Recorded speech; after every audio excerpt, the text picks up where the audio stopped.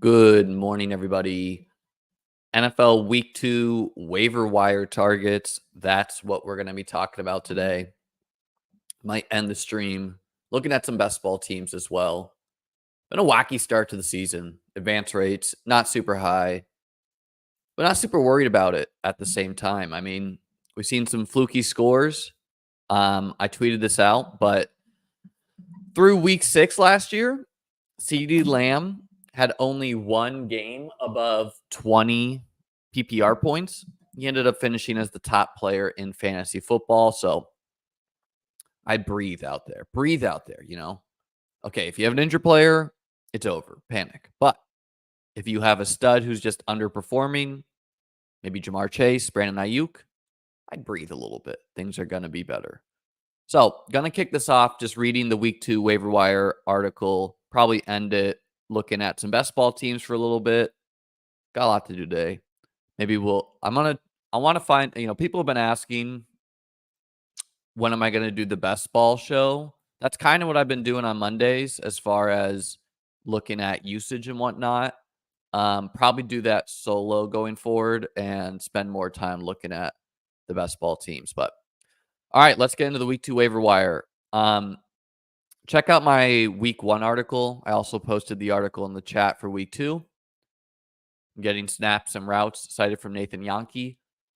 Didn't go, considering how most of the people who consume my content are more hardcore fantasy football players, didn't go into some casual pickup targets. Maybe a guy like Rashid Shaheed, Jameson Williams, maybe that's available in some shallow leagues. Not what I'll be writing about. We got a couple casual targets, but more so getting into players who I think are available in competitive 12-team leagues at places. I do $2,000 drafts on FFPC, so I can look at the waiver wire there, see who's available. But let's get into it. Quarterback. Derek Carr. I mean, the Saints in their new offensive scheme look legit. If I was desperate for quarterback, I think you could do a lot worse than stashing Derek Carr. He's thrown for 200 plus yards and 2 or 3 touchdowns in each of his 2 games. In 2 games where he blew out people, by the way, as well. So if we can get a competitive game, maybe you get even more production. I think their schedule's pretty appealing. The Eagles game, the Falcons game, the Chiefs game, not as appealing. But then the Bucks, Broncos, Chargers, Panthers, like pretty sick schedule for the Saints. I'd stash Carr if I was panicking at QB. Maybe I have a Matt Stafford who's now going to have none of his weapons. I'm going to be interested in Carr there. Sam Darnold. I wasn't a big believer of Darnold or the Vikings going into the year. I'm adjusting my priors here as he's been productive, and he's doing this without weapons like Jordan Addison, TJ Hawkinson, who should eventually return. So no, I'm still not like stoked to roll Darnold out there, but if I needed a quarterback, it's going to be pass happy team. We'll see what the health is on Jefferson and co. But yeah, I think you can do worse than Darnold out there. And then Trevor Lawrence, nothing's really been good about the Jaguars start, but I'm still a believer in Trevor in the long term and the Jaguars passing game pieces. So I could see him being dropped in some leagues. Trevor has rushing appeal. He's got offensive weapons I'm excited about. They got to get the coaching together. But yeah, I'd still be wanting to stash Trevor in some leagues. Running back. Again, check out the Week 1 article. Not going to be repeating a ton of names each week. Carson Steele and Samaje Perine. With Isaiah Pacheco slated to miss a lot of time due to injury, the Chiefs' backups become priority targets. I personally slightly prefer Carson Steele over Samaje Perine, but it's a true coin flip situation. Kareem Hunt is also likely to sign with the Chiefs, but he's comfortably behind both to me.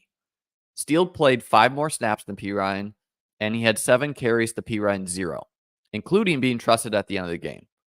Adding some color there. With the Chiefs needing a first down to help end the game, they were giving Steele rushing looks, so they trust him. Steele and Perine will likely be in a timeshare eventually, because Perine just got to the team. With Steele likely getting more rushing work and Perine more passing work, but it's possible one of them consolidates the majority of the work eventually. It's also possible CEH returns, so you could do worse than stash him in some deep leagues as well. Yeah, I personally slightly prefer Steele. I don't think he's just a fullback. I've seen him run routes. I've seen him, run the football. I think it's possible he could consolidate the work. I think more likely it's going to be Steele on early downs, P. Ryan getting third downs, with the possibility they prefer either of them. As the season goes, Steele, you could say, hey, he's a rookie. His role will grow. And then P. Ryan, you could say, hey, he just got to the team. His role would grow. And then with CEH, you could say, hey, he's, could return by week 5. No, Pacheco, more likely he gets involved. So I think all 3 are worth holding. I would not be stashing Kareem Hunt until I see that. But yeah, I prefer Steele over P. Ryan. The Texans backups. Joe Mixon should be fine after having an ankle injury, but I'd still go ahead and stash the backups here. These are the type of moves you want to get ahead of. Like last week I was writing about you should probably stash Isaac Guerendo. And then CMC goes on IR, and now he's going to be priority stash in high-stakes leagues.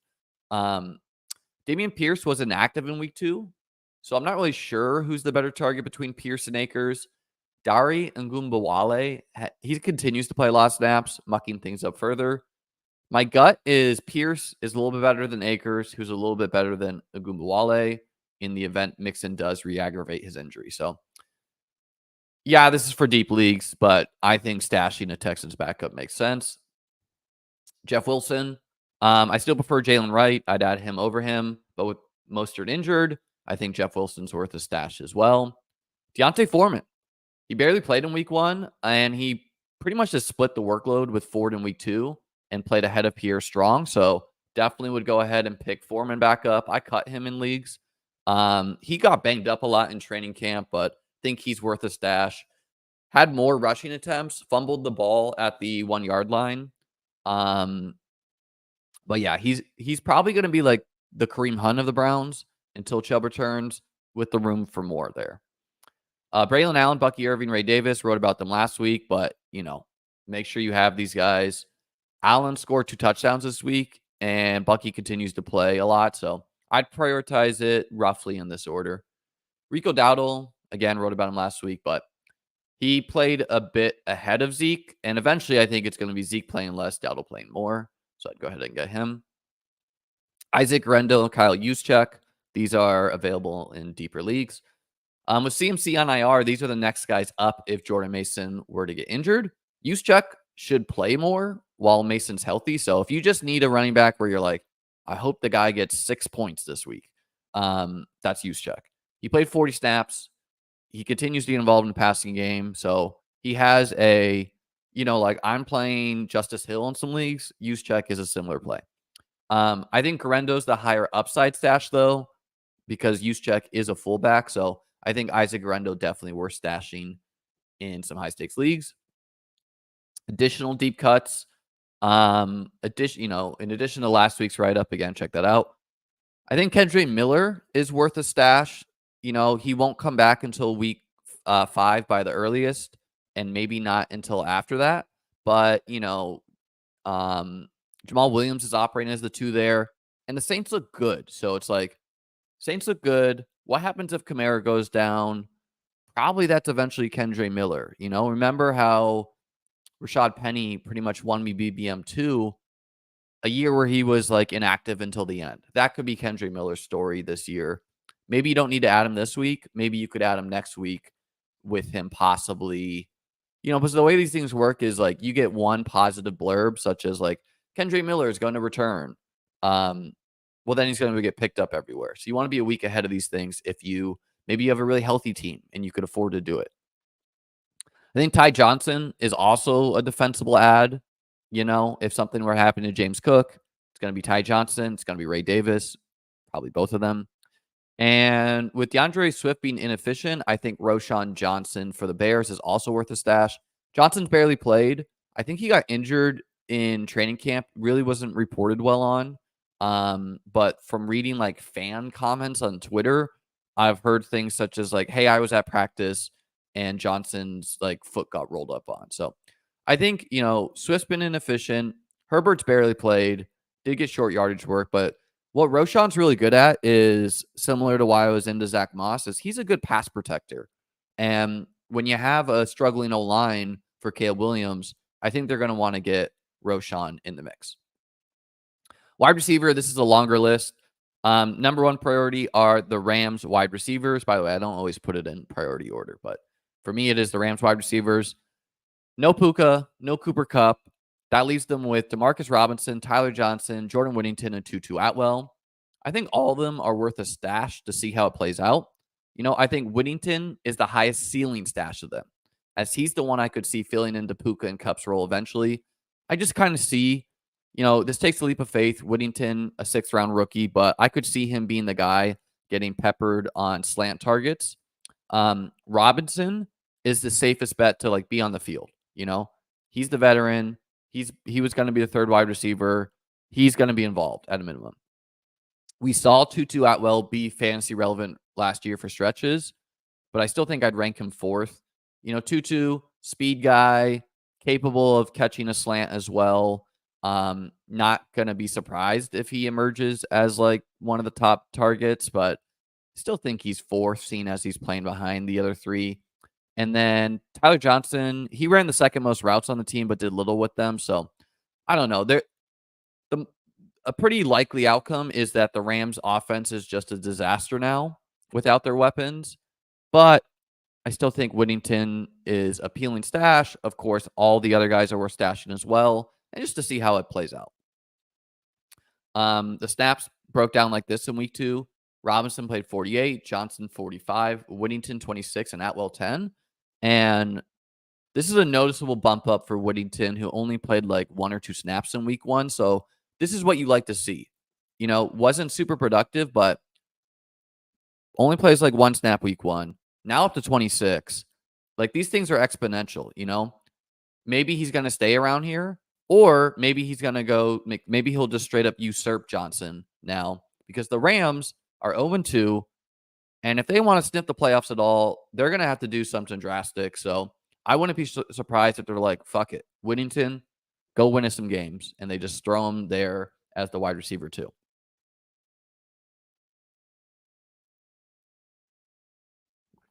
That's not how most people are going to view it, by the way. Most people will be saying, get DeMarcus Robinson, because most people are safe, And I don't know, man. I've drafted DeMarcus Robinson best ball, but just have a hard time seeing him emerging as a 17 point per game guy. Josh Downs, he's going to return from injury soon and was reportedly balling out in camp. I'd add him in leagues where he's dropped. Alec Pierce, I'm not sure how it'll play out when Josh Downs is healthy, but Pierce saw another 7 targets, turning it into 56 yards and a touchdown after going off for 125 and a touchdown in week 1. He's probably going to be a boom bust player all year. And I would only put him in my lineup if I was looking at the other guy's lineup and I was like, dang, I need a 30 ball to win this week. That's when you roll out Alec Pierce. You don't roll Alec Pierce when you only need 10 points to win. Again, Colts passing game pieces. I don't know how we're going to like these guys going down the line, but I think it's worth stashing them, seeing how it plays out. Maybe Richardson develops as a passer as well. Quentin Johnston, he's looking improved as a year 2 player. I'm not going to go crazy on Fab for him, but he should be in the mix as the top weapon on the Chargers. I don't know how it was going to play out if DJ Chark was healthy. Reportedly, Johnston was the 4. So, 50 yards, 2 touchdowns. Chargers probably not going to be a super pass-happy team. Really want to see that team in a deficit, a trailing game script to see what they do, but I definitely stash them, see how it plays out. Jalen Naylor, with no Jordan Addison temporarily, and Justin Jefferson also possibly hobbled. I think his injury's minor, but you never know. I'd go ahead and add Jalen Naylor.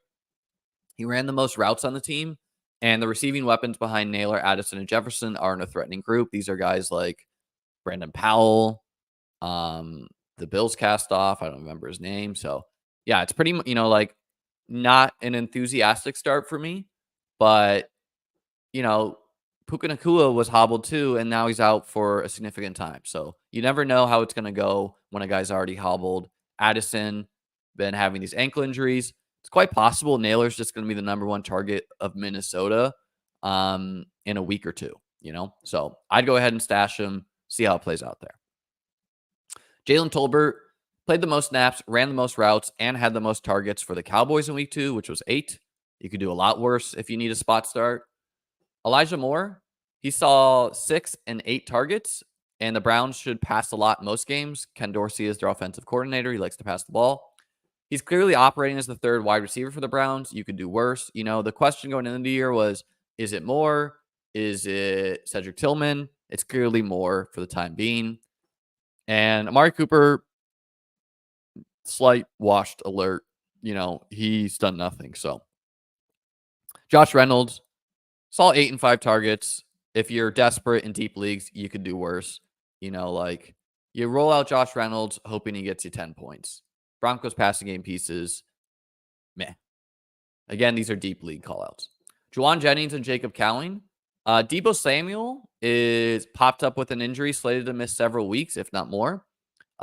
Jennings has been playing as a third wide receiver, so I definitely have him over Cowing. And Cowing's not been playing, to be clear. This is purely just kind of like a vibe call of mine, kind of like Kendry Miller. I think it's possible we're going to start seeing some Cowing, though. 6th-round rookie, of course. Their 1st-round rookie was shot, so I don't know if/when we're going to see him. Maybe you could stash him as well. I'm forgetting his name right now. God, the guy out of Bricky Pearsall. But yeah, Cowing, 6th-round rookie. He's more of like a deep threat. So probably like a little bit of a better in best ball guy. And most likely the offense is just going to flow through Ayuk, Kittle, the running backs. But you never know. 49ers possibly would want to get Cowing involved. And then Juwan Jennings definitely should be stashed as he's actually been involved. Ray-Ray McCloud, it's not a super high ceiling option, kind of like Josh Reynolds, but he has seen 5 and 7 targets. So yeah, these are, like debating who you play, Alec Pierce or Josh Reynolds. If I need 8 points to secure my win, maybe I roll out Josh Reynolds. I know he's going to get targets. If I need 20 to win, I'm rolling out Alec Pierce. I can accept that he has a low floor.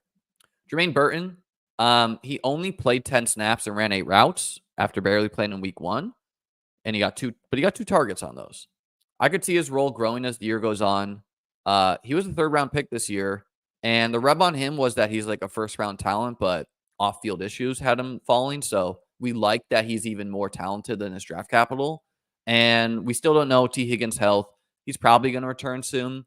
Trenton Irwin is playing over Burton. Andre Yoshivas is clearly a target over Burton, but not going to be surprised if Burton's role grows. He's kind of a stash. See how it goes for them. Tight end, Luke Schoonmaker. He was a 2nd-round pick last year for the Cowboys. He got 6 targets on only 17 routes run. So really wasn't super involved, but was targeted a lot. Again, Dak likes to target the tight end. That's why I drafted a lot of Jake Ferguson. It's possible his role ramps up, and also possibly goes to 0 when Jake Ferguson returns. So I don't think any of us know how this will play out. I could see it going where Schoonmaker, again, 2nd-round pick, athletic guy, his role grows and grows and grows. I could also see it going where Schoonmaker goes back to just being firmly the 2. Ferguson's the 1. Don't know, but I think he's worth stashing. Mike Gesicki and Eric All of the Bengals. Gesicki ran more routes and had more targets than All, but All's a rookie. And he's received a lot of buzz. Like that, not just recently, but I've been reading buzz about Eric All in training camp for a while. So I'm going to be adding Eric All as an upside dart. Both are in the running to be the 2nd target of Joe Burrow until T. Higgins returns. So Gesicki, All, operating from the slot. They're kind of cannibalizing each other. Drew Sample's also the blocking tight end. I think All is the highest ceiling option. I think Gesicki, he's like many tight ends. He got 9 targets. I don't expect that to hold steady, especially because the Chiefs really tried to take Jamar Chase out. Not every team's going to be able to do that. So I don't know. I'm going to be stashing All. Gesicki's fine too. Hunter Henry, these are for your more casual leagues. He had 10 targets on a day. And the wide receiver as a group for the Patriots, had 5 targets. So 10 targets for Hunter Henry, 5 for all of the Patriots wide receivers. He's likely just the number 1 option on the Patriots. Jonnu Smith, he ran a team high 31 routes against the Bills, and no one's really sure how things will play out in Miami without Tua at QB.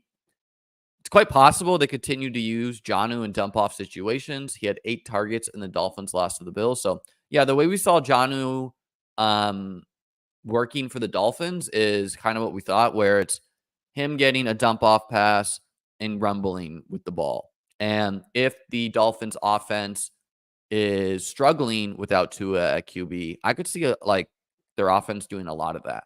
It's a lot of dump offs to Achane, dump offs to Tyreek, end arounds, and then dump offs to Jonnu, where you got to deal with Jonnu and Tyreek's speed around the edge, and you got to deal with Tyreek and Achane's speed around the edge, and you got to deal with Jonnu's speed and size. So just a kind of like a byproduct of how dysfunctional Miami's offense could be soon with Skylar Thompson at QB. I think he's worth a stash. Cole Kmet, he continues to be in a rotation with Gerald Everett, and the Bears' offenses look rough. But with Keenan Allen banged up, I could see Kmet getting more involved. He was tied for second in targets when the Bears lost to the Texans. So, yeah, I mean, I think the Cole Kmet stash is partially like, what if the Bears coaching staff gets fired and then Gerald Everett goes to 0? What's up with Keenan Allen's injury? What's up with Rome Odunze's injury? I think there's going to be better days ahead for Bears land. Probably got cut a lot of places. You could do worse if you were desperate at tight end. And then the defenses I think would be available. Definitely Bucks number 1 versus the Broncos. The Bucks blitz a lot. Broncos got the rookie QB. The Titans defense just looks legit, and they're getting Malik Willis. That's a wheels up. The Bears defense also pretty legit.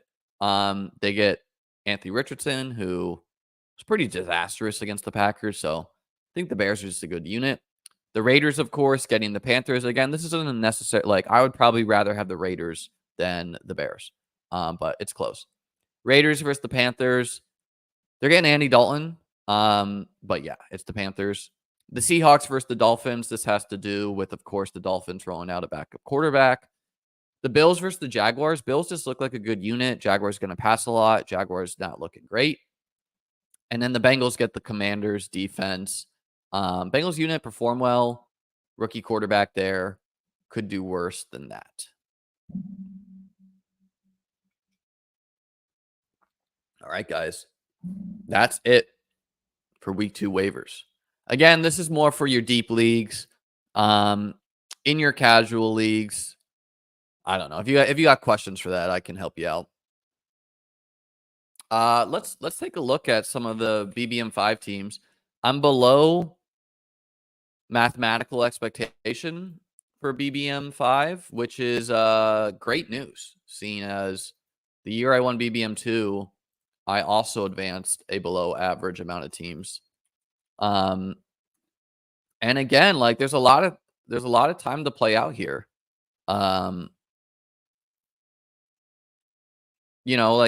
We've had 2 weeks of football, and I think things have been pretty wonky. As I said, CeeDee Lamb, the number 1 player in fantasy, the guy who was on all the top scoring teams. He had 1 game above 20 PPR points through 6 weeks. Very long season. So I also put out a tweet of some guys I'd buy low on, some guys I'd sell high on. Yes, you want to adjust to information, but you also want to realize what's been kind of fluky. So the buy low list, like Brandon Ayuk. I mean, this one's going to be obvious now with Deebo Samuel banged up. But even before Deebo got banged up, I'm really confident Ayuk is still going to be a huge thing. NFL defenses clearly think Ayuk is a big thing as they're double teaming him. And you generally don't do that unless the player's talented. Chris Olave, this one's super obvious, but the Saints are balling. Olave's got tackled at the 1. Dalton Kincaid, again, I think the Bills have had some fluky game scripts. They pretty much just dominated 2 teams. You're not going to pass the ball a lot when you're up 20. And so when we get some competitive games, I think Kincaid and Shakir are the most likely to be the number one target earners on Buffalo. Tank Dell, just, talented guy, hasn't got home yet. A clear positive regression candidate. And I think he's ahead of Diggs for me pretty comfortably. Jamar Chase, been doubled at an insane rate. Going to be better days ahead. T. Higgins, I would buy low on if someone's panicking on him. Straight up hasn't played. Garrett Wilson, I'd buy low on him. He's seen targets, hasn't really gotten there in the box score. Sam Laporta, I'd buy low on. Some sells. Terry McLaurin, man, it looks rough for the Commanders' passing offense. Deontay Johnson, like if Andy Dalton can support a good game for Deontay, I'm shipping him out. Michael Pittman, yeah, didn't want anything to do with him going into the year. Don't want expensive pieces. If I can get a fair trade there, I would do it. Jonathan Taylor, I think Taylor's going to have some big games. I just don't think he'll be a consistent fantasy piece, so I'd be trading him. I'd look to trade him I just prefer running backs who are going to catch the football as well and not just have to score touchdowns. Same thing with Derrick Henry. Not only does he have JT's problem, but he also is old, and the Ravens O-line looks terrible. So I would trade Henry and Worthy for Lamb and PPR 100%. Yes. Do that. If someone can let you get CD Lamb, who is still like pretty likely to finish as the number one target, I would get him. Some guys I'd buy high on: Rashid Shaheed and Jameson Williams. It looks like they're getting some floor targets along with their deep role, so interested in them. Trade Pollard and Zay Flowers for CMC. Probably not, just because I don't know when CMC is going to return. So like it would depend on my roster, but yeah, I'm excited about Zay Flowers. I thought he'd be the number one passing game weapon of the Ravens going into the year, and that looks to be true through 2 weeks, seeing insane target numbers. Yeah, I'd still sell on Deontay. Like, I'm not selling him for nothing, because it's possible he can be a steady Eddie guy, but he's not a ceiling option, so I would sell if he has some good games. Would trading Waddle for Tank Dell be buying low? Not really, Nate, because you're giving up a good asset in Waddle himself, sell/hold Waddle. I think it's gonna be like, I think Achan's a little bit more QB proof. I think Hill and Waddle are not as QB proof. I think Hill is more QB proof than Waddle in the sense that he can get a 5-yard pop pass and go score. So I'm not selling low on Waddle just because I don't want to do that. But if you could get a fair trade for him, I would do it. Like some combination of Waddle for Flowers, probably not happening, but I'd think about it. Ray McLeod going deep. Yeah, man. I mean, these are the leagues I play in, So I don't know. If I was getting like 50,000 views on waiver articles, maybe I'd write up some more casual players, but I don't know. A lot of the casual content's like, of course. Yeah, it's more the advanced stats for Amari Cooper that's looking bad versus anything like that. But no, I mean, he has some good matchups, so I wouldn't be uber panicking on him. But yeah, I mean, it just looks rough for the Browns passing game. Yeah, I mean, there's some teams that are just totally decimated right now. Like, we're going to look at my best ball teams, but we're going to see some crazy things. Like, usually it comes down to the wire as far as what teams advance and what teams don't. But with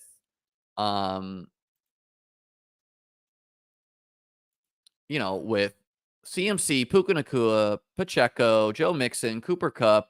Well, Mixon's fine. Njoku, Ferguson, they should return, but I don't know. Tua, don't know. DJ Chark, slip that one in there. Justin Jefferson, who should be fine. AJ Brown, who they were saying on the broadcast could be a couple weeks. Jordan Love, he'll return eventually. Keenan Allen, probably not a long absence. Ken Walker, they said they're going to be Rappaport said that they're going to be conservative with that. Raheem Mostert, Hollywood Brown, like we're going to see if you have a team that when Marvin Harrison Jr. and Achan, you have two healthy players, like that's such an advantage versus the Puka team, the CMC team, eventually the AJ Brown team. So we're going to see some separating. And we've also seen some wonky scores. Like Chris Godwin is the number one, like let's look at the top scorers.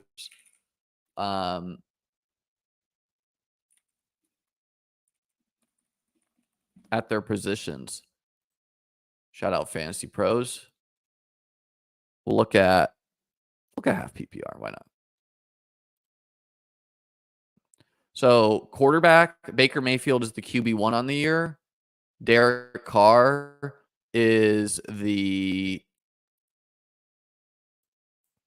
you guys can still hear me when I do this, right?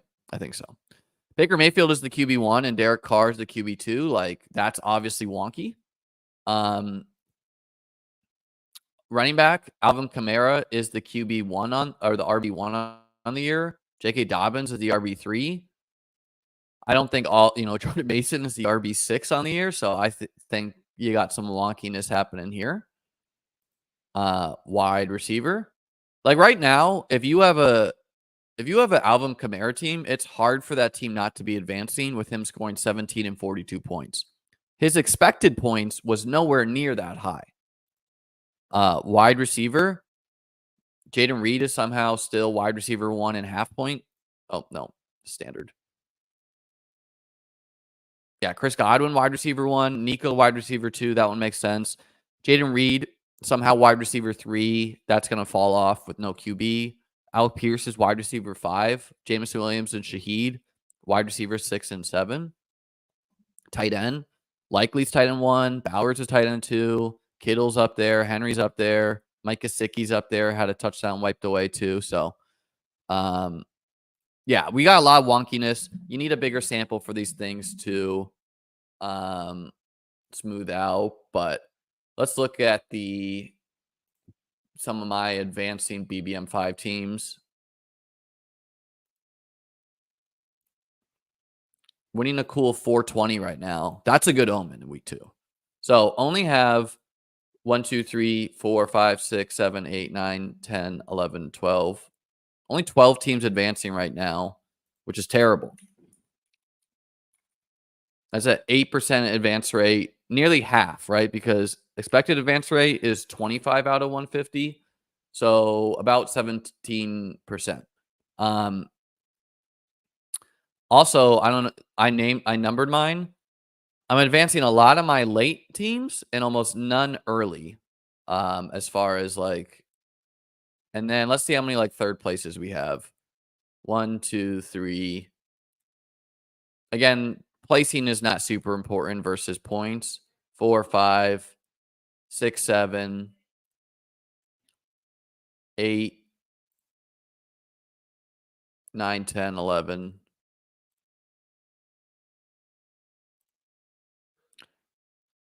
12. So I don't know. We got a lot of teams in the mix. I'm not really worried about this. I wouldn't be worried on your end, nor would I be thinking I'm going to advance all my teams. If you drafted like 20% Alvin Kamara, you're probably advancing, I don't know, 40 teams right now. I don't know if that will hold. Pretty unlikely. So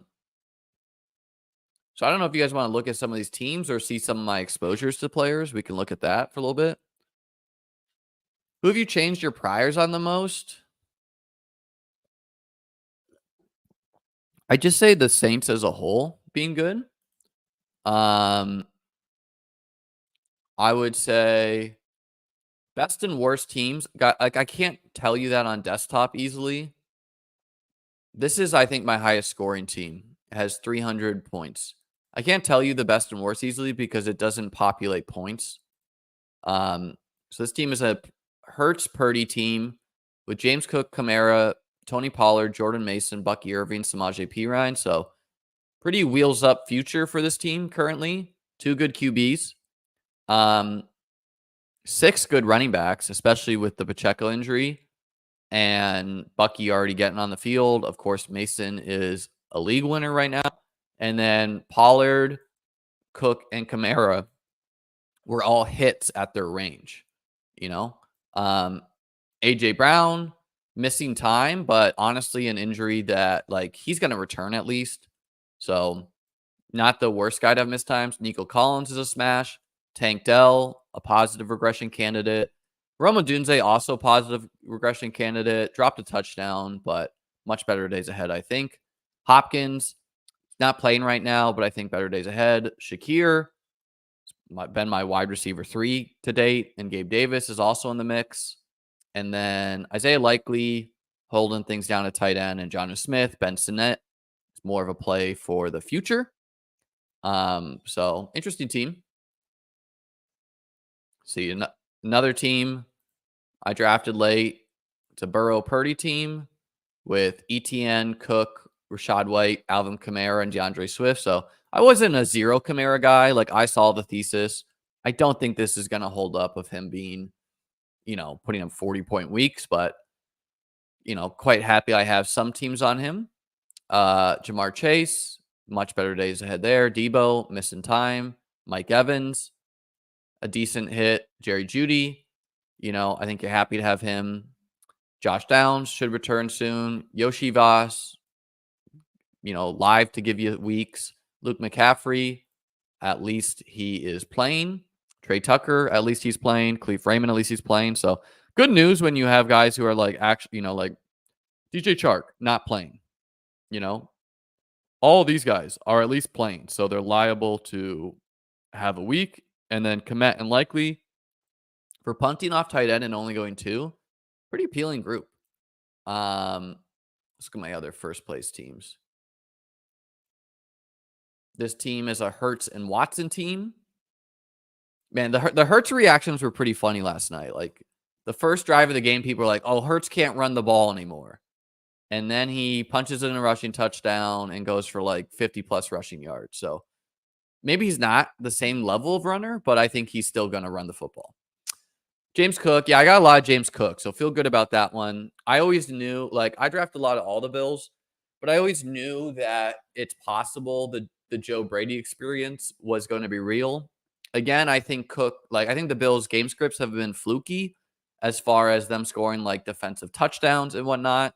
So you were getting a little robbed of fantasy goodness on their offensive players. But I think Cook is, hard to say he won't be the top advanced rate player for the Bills. Rashad White, not looking as hot, but I still think he'll have weeks. He'll still be involved in the passing game. Aaron Jones, Jordan Mason, Deneric Prince. I mean, I guess you can even have the light on for Deneric Prince because he's on a practice squad. But, at least the Dolphins know Mostert, so you got some outs there. Keaton Mitchell hopefully returns eventually. AJ Brown, again, hurt. Nico Collins, a smash. Zay Flowers, looking like a smash. Shakir, a hit. Shaheed, a smash. Jerry Jeudy, a nice hit. Gabe Davis, playing a lot, getting targets. Josh Downs, going to return. And then Ferguson and Conklin, running a lot of routes. Ferguson banged up. Yes, Jason, I'm one of the people who probably told a lot of people about BBMD last year. Help share that. The reason why that's not working is the way that works is Underdog needs to release the data, and then the coders like Patrick can make BBMD be. So until Underdog releases the data, if Underdog releases the data, there will be nothing like that. I mean, this is kind of a ridiculous question to me in week 2. Very blessed. I think you could come back. I think you could come back from being 12th in your league right now. This guy is down 100 points. Assuming their lineup is healthy, I think they could come back. Keep in mind, think of the injuries. This week, James Cook, Rashad White, Aaron Jones, and Jordan Mason could all get hurt. How do you think this team's going to be doing then? It's 2 weeks, guys. So I think you could come back from a lot of points. Jalen Hurts and Jordan Love on this team. It's got Saquon, So I wasn't a never Saquon guy. I always, I think I mentioned on stream several times where I could see the smash upside thesis. I thought there was a lot of victory laps for a so-so game last night, but he's looking like a solid pick. So happy to have some teams with him. James Cook, Zach Moss, Rico Dowdle, Kamani Vidal. Kamani Vidal is not a guy I'd be dropping and managed. He's been inactive, but if J.K. Dobbins gets hurt again, he's probably going to play. Gus Edwards hasn't looked great either. AJ Brown, Brandon Ayuk. Feel great about Ayuk's future starting this week. Christian Watson. Yeah, I got really into the Packers pieces, particularly Watson and Jaden Reed as time ended in the offseason, which felt great until Jordan Love got hurt. So I think the Packers pieces are probably going to be lower advance rate than they should be. Keon Coleman, he's going to be a boom bust guy this year. Mike Williams, trending healthier. Darnell Mooney got a lucky touchdown. That's kind of what the Darnell Mooney experience will be. Malik Washington hasn't been healthy. Trey Tucker, at least out there. Goddard, Conklin likely. Got a lot of likely too. And then this was a stream team I did. Advancing a lot of my stream teams. Hurts and Prescott. Achane, Cook, Kamara, Benson. Kind of a thin group to only go 4, but it's working right now. I think this, it's super fun. This is the type of running back rooms I wanted. I didn't want to have Jonathan Taylor and Derrick Henry. Give me Achane and James Cook. The explosive pass catching backs. AJ Brown, Zay Flowers are the anchors, and then a bunch of crud with Josh Palmer, Adonai Mitchell, Jermaine Burton, Demario Douglas, Malachi Corley, Demarcus Robinson, Devontae Walker, Jalen Brooks, Kincaid, and Ferguson. So this wide receiver group is, some of them are playing. Thoughts on ETN after week 2? I mean, Tank Bigsby got hurt, so I think better days will be ahead there for him. Can we see your big dogs? Sure. I only did 2. I did a lot more of the 555s on DraftKings. Not advancing either. This team is down 5, though. So in the mix. It's got Richardson and Geno. It's got Achane, ETN, Chase Brown, who I had more Moss, so unfortunate there. But I still think Brown, has contingent outs. He'll play in more blowout game scripts. Rico Dowdle, Jordan Mason feeling like a slam dunk, and Dameon Pierce. Perhaps he sees the field. Jamar Chase and Ayuk. The big reason why I'm not advancing a lot of teams is I have a lot of Chase. I have a lot of Ayuk, who to date have done nothing. But I'm not panicking on either. Christian Kirk, I also have a lot of. I'm not panicking on him either. I won't lie that it's been rough, but I think he could return. Brian Thomas, you feel good about that one. Tyler Lockett, better days ahead. He's still banged up. Adonai Mitchell, Jalen Turbert, Wandale Robinson. And then Ferguson and Likely holding down tight end. So seems like a good team. Should be in the mix. The other big dog is down 30. I drafted this really early in the year. Trevor, Drake May, Bo Nix. So rough QB room. ETN, Ramondre, Jerome Ford, Blake Corum, Antonio Gibson, Evan Hull. Hull is probably a pure 0. Puka Nacua, hurt. Ayuk, not really done much anything. Cup, hurt. Okay, this team's dead. It's got Puka and Cup. Nailed tight end, Kittle and Likely, but yeah, unless Ayuk, Kirk, Curtis Samuel, Mike Williams, and Darnell Mooney can hold it down, that team's dead. Let's look at some exposures before we get out of here.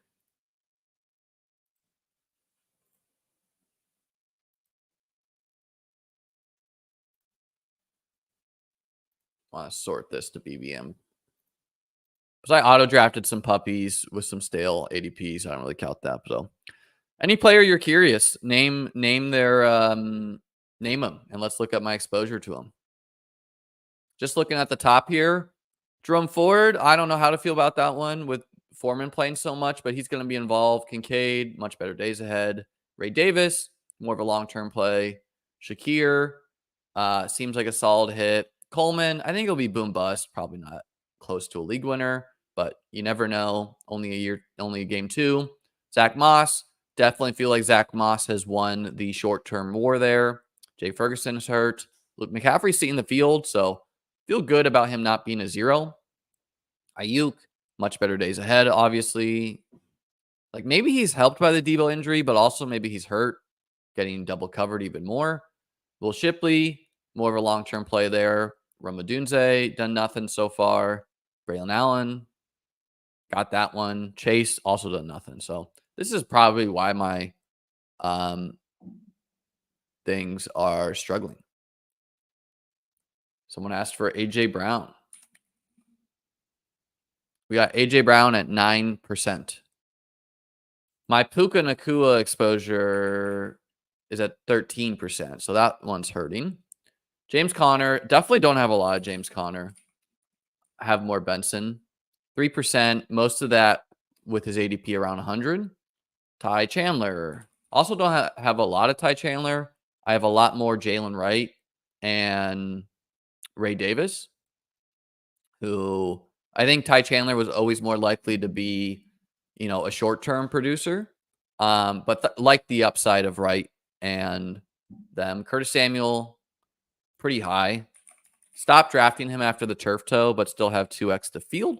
Derek Carr, I mean, I'd be surprised if I have any Carr. Got one Carr team. Kyler, 5%. Yeah, he got kind of expensive.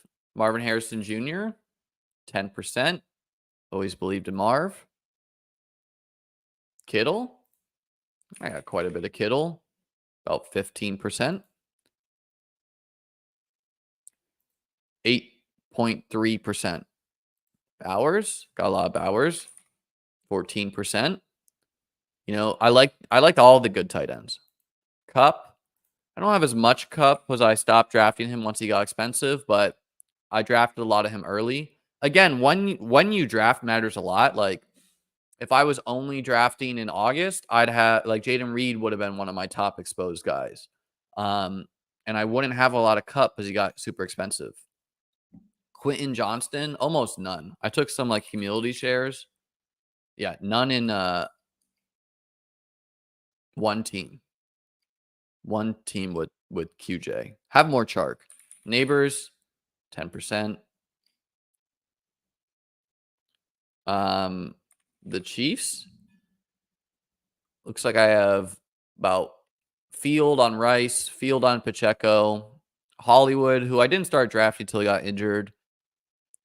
Less Worthy, less Kelsey, more Steele than P. Ryan. And it's giving me a mercy, and it's not showing generic Prince, but I did draft Prince at 5%. And then adjusted. McConkey, 11%. Tajay, 6%. Mooney, 7%. Minshew, probably 0. I do have some Aiden O'Connell, I think. I have some Minshew in some later drafted things like the marathon. The Bears. Yeah, the Bears, it's not going great. And this is one where it's like, I don't know. I think this week will be telling. They get the Colts defense. We got room for this to improve in my mind. 0 CH. Yeah, no CH. Devontae, 5%. Wasn't super expensive into Devontae. Fired off Hunter. I don't know how much longer I'll be here. Madison. I got some Madison more in 20-round formats. I started drafting him a lot, actually, in August. I didn't see this level of usage for him. Dobbins, man, I don't think I have any Dobbins. Yeah, no Dobbins. I do have some Dobbins and some high stakes and 20-round formats. And some marathons where I auto-drafted him or two. But, yeah, we chose the Gus, and that's looking rough. I mean, shout out Dobbins. Like, I didn't see this level of production for him. He's still a clear negative regression candidate in the sense that his efficiency's been off the charts, and Gus Edwards is still getting like an equal amount of rushing snaps. So I would sell high on Dobbins if I had him and managed. But I also didn't draft him. So the Chargers. I would not drop Caleb Williams for Derek Carr. Like, I like what the Saints are doing, but the difference is this is like peak Carr, and he's getting you 20 points a game. We're getting Caleb as absolute lowest, and he at least has rushing upside, you know? So Caleb's got a lot more room to improve. Naylor, I don't know if I got any in BBM, but I did get some in 20 rounds in the marathon. Yeah, let's look at my top scoring marathon team. Which unfortunately, I mean, not that it matters, but it's week 2. But I think my BBM 5 team is outscoring my marathon team. Sweat is not great on this. Top team is at 334. Obviously absurd. Let's find my top scoring team.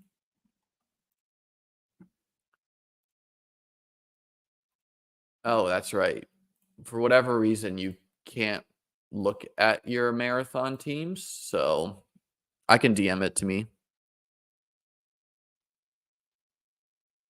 My top scoring drafters team had Deebo Samuel on it, so probably not great there. Yeah, I'm really hoping that Underdog releases the data for the marathon too, so that Patrick or another smart individual can create a better leaderboard to sweat these teams for the virgins such as ourselves.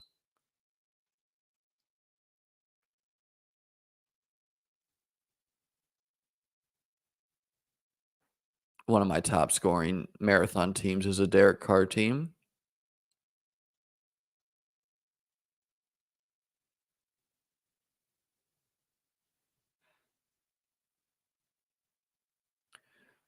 So there's definitely some picks we've made that do feel like zeros. Yeah, we got Jalen Naylor on this team. And there's other picks who are just not producing right now, and I would comfortably leave a light on. There's so much room for things to change. Like, right now we're seeing passing at an all-time low, points at an all-time low, rushing at an all-time high. And like there's so many examples for this too. Yeah, I'm dropping Tua for Carr. Yeah, that's a definite, man. Tua is unlikely to he might not play this year, so yeah, hit that like button, guys. Click the subscribe. Yeah, I thought it was out of pocket for Dobbins to do that, man. Like you have this injury history and you're front flipping in the end zone. Should I pick up Njoku, Hunter Henry, or save the number 2 waiver pick? I already have Laporta. Hunter, I would only pick up a tight end if your goal is to trade him.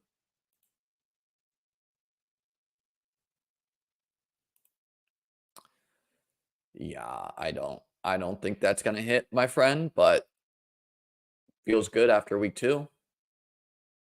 Who would you target for trading away Dobbins? I'd probably try to package him for a player I have conviction on. So trade him plus something else to try to get like James Cook, or him and something else to try to get Achane. Maybe the Achane owner is going to panic with no Tua.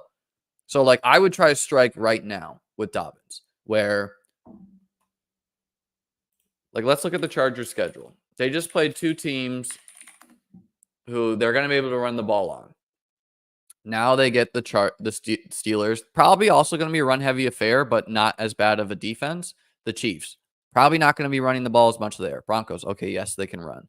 Cardinals, possibly they can run, but possibly the Cardinals score enough that can force them out of that. Saints, looking like a tough game now. Browns, a good defense. Titans, a good defense. Bengals, perhaps the Bengals score enough to force the Chargers out of the run. Ravens, probably not going to be a super run heavy game.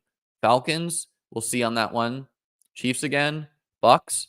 Bucks are always hard to run on. Teams pass on them more, although Vita Villa, I think, is going on IR. So Broncos, okay, yeah, that one's run heavy.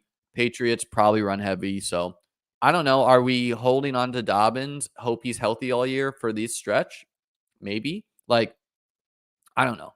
If I drafted Dobbins and I had conviction on it and managed, and it's not that serious to me, I'd probably just hold him because I would want to root for that story. Like this guy returns from injury, he's balling out efficiency wise. But again, when a player is being super efficient, it inherently means they're overperforming their expected points. So I see both sides there. Logically, I'd want to sell high on him and try to get, like maybe I can pry Jamar Chase away from that owner. Like maybe the Jamar Chase owner's 0-2 or something like that. But if I wanted to just have a good time, root for a guy like I just keep him. Pitts, honestly, I feel worse about Pitts than I do for like Kincaid or Laporta, for the reason being that I have more confidence in, like, there's been some fluky game scripts, I think, for the Bills. Laporta, I'm just confident in the talent and the passing game.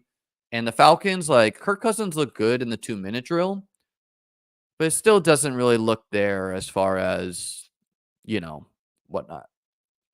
Definitely not bailing on Kincaid. I think that's, like, Kincaid's going to have some huge games. I think it's fair to question how consistent he'll be, but I just don't think that the Bills are going to be. I think the Bills are going to be good. Like, that's why I wanted to draft him. But this game was kind of wonky where they there were super windy and then a lot of defensive attention. In this game, we come out, we see Kincaid get the scripted targets, then he gets kneed in the head, and then it's a blowout. So, I don't know. I wouldn't even be shocked if he misses a game due to concussion. Hopefully it was minor. But games against the Jags, the Ravens, the Texans, the Jets, like, these should be competitive games where the Bills, they might be winning, but probably not by 20 points each game, which means the offense is going to be more involved. So I definitely go out and trade for Kincaid. Or who would I start this week? Tank or Zach Moss? I'd start Tank, even with the Bengals playing the Commanders. Yeah, I agree. Definitely feels more unlucky for Kincaid.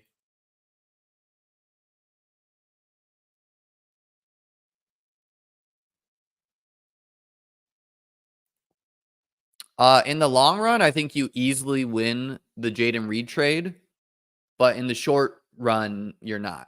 So if you have a roster that can weather, not playing Jaden Reed, but knowing that you're going to get a fantasy stud once Jordan Love returns, I would do that. Outlook on Tank and Garrett rest of season? Outlook's very high on both. They're both buy lows for me. Like, Tank should have scored a touchdown against the Bears. I think the Jets have played two semi-elite defenses. And Aaron Rodgers should get, more ingrained as it goes. No, I wouldn't sell. Like, I didn't draft a lot of Kelsey, but I definitely wouldn't sell low on Kelsey to get Bowers. Like, I think you should be excited about Bowers, and I see the thought process where it's like you see one ship going low, one ship going up in the night, but Kelsey's still playing snaps, still playing routes. It's kind of like him versus Kincaid is kind of like an eye of the beholder, where it's like, why I feel good about Kincaid is he's a year 2 player who's going to run a lot of routes on the Bills. I think he's been unlucky. With Kelsey, it's more of we've seen it before, and he is he's just not getting there now, but he's going to have games as well.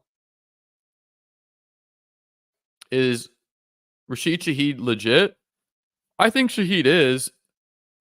And more importantly, there's two things going on for him. Number one, the Saints aren't really playing a third wide receiver.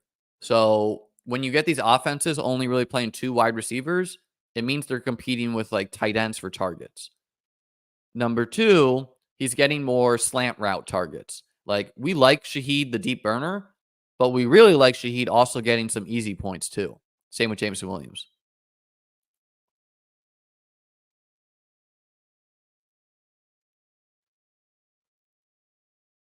Appreciate you, man. Yeah, I'll usually be doing those shows by myself, but want to have Nathan on.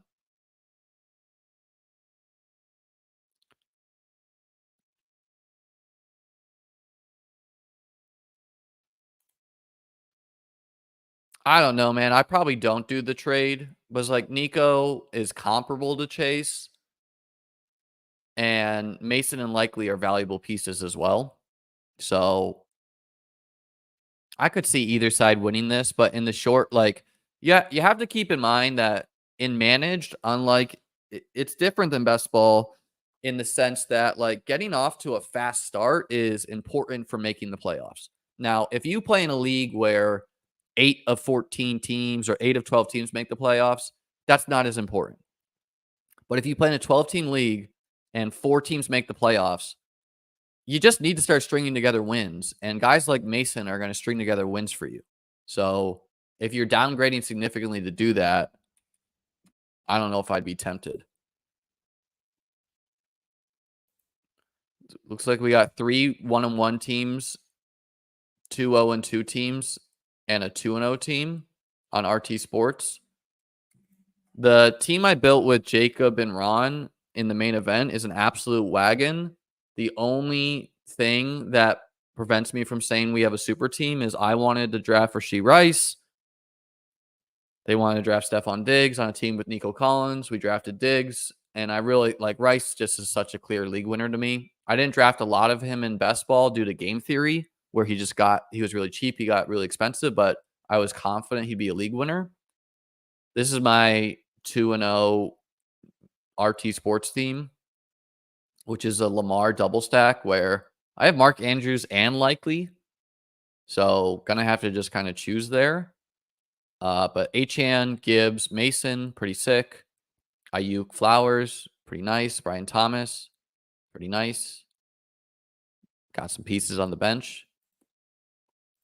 Didn't do as much manage on FFPC.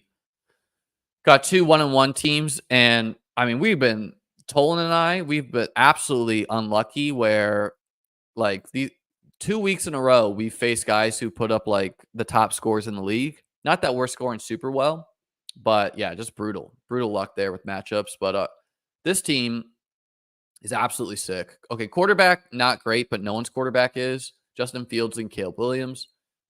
Brees Hall, healthy first round pick. Jordan Mason, slam dunk. Nico Collins, again, I wish Steph Diggs was Rashee Rice, but is what it is. Trey McBride, J.K. Dobbins, who, looking like a smash in the short term at minimum and possibly holds it down. Xavier Worthy, high ceiling option. Ken Walker will return eventually. Jordan Addison will return eventually. Keon Coleman, late season play. Rome Odunze should get going eventually. So pretty nice team here. Again, pretty loaded. Wish Diggs was Rice, but whatever. Long season.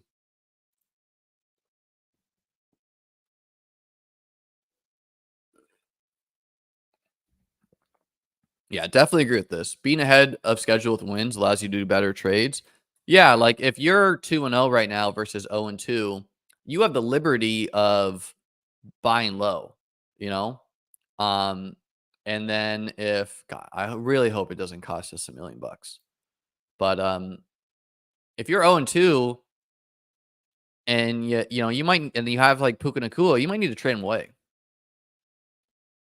Yeah, I definitely think the Vikings, I thought their secondary would be terrible going into the year. They made some additions there. They did sign Stephon Gilmore late.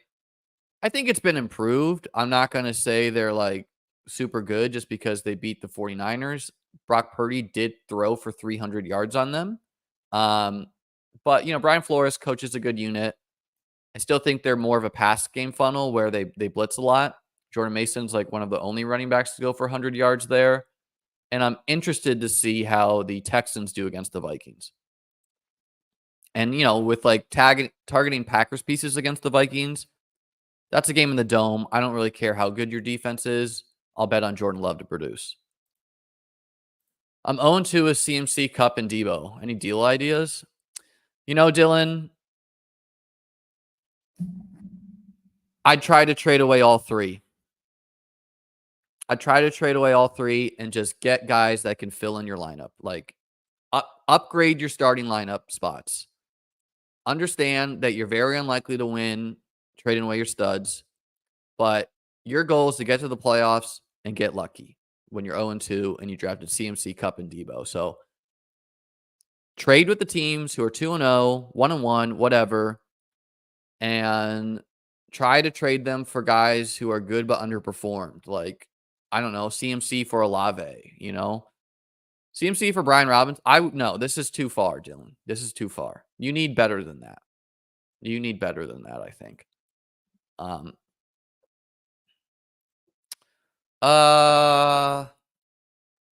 No. Yeah, Swift. This is why I wrote up Roschon Johnson. I'm not sure about that, Steve. He played throughs though, so probably not.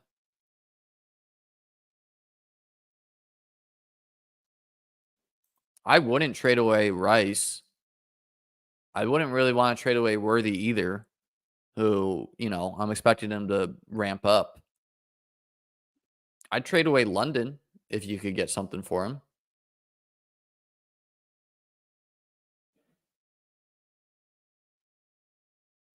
Yeah, the Vikings run like a very, like their scheme is extremely blitz heavy. So that kind of skews how teams pass against them. Like Kittle's usually the guy for the 49ers who they throw against the blitz, I guess. So makes sense he had a good day. I don't think Jamar Chase is not being productive because of contract. I think he's been doubled at a super high rate. And, like he gets the Commanders this week. Okay, if he can't produce in that game, something's up. But unless it's unlucky. But, I think we could see a blow-up game. Yeah, it's more so with Hollywood Brown on IR and unlikely to play this season. Rice and Worthy are just overwhelmingly likely to be, like, at worst, Worthy is the third pass catcher of the Chiefs, which is a startable player and managed. All right, ladies and gentlemen, hope you enjoyed this waiver wire article, checking out my best ball teams. I don't know if there's any exposures you guys want to click through. We'll do this more organized. My long-term advice here is just breathe, everybody. Breathe. If you drafted a lot of, if you got a lot of the injured guys, I'm not going to lie, that just stinks. But if you have a lot of guys who are just not producing and their roles are good, like Marvin Harrison Jr. Last week, people thought Marvin Harrison Jr. was a generational bust. I think he was the wide receiver 1 this week.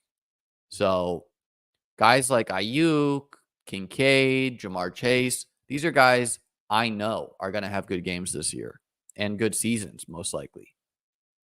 Other guys whose usage is kind of suspect and team is kind of suspect, maybe a Kyle Pitts, maybe an Amari Cooper, maybe, where we're getting some alarming things either from their quarterbacks or from their usage.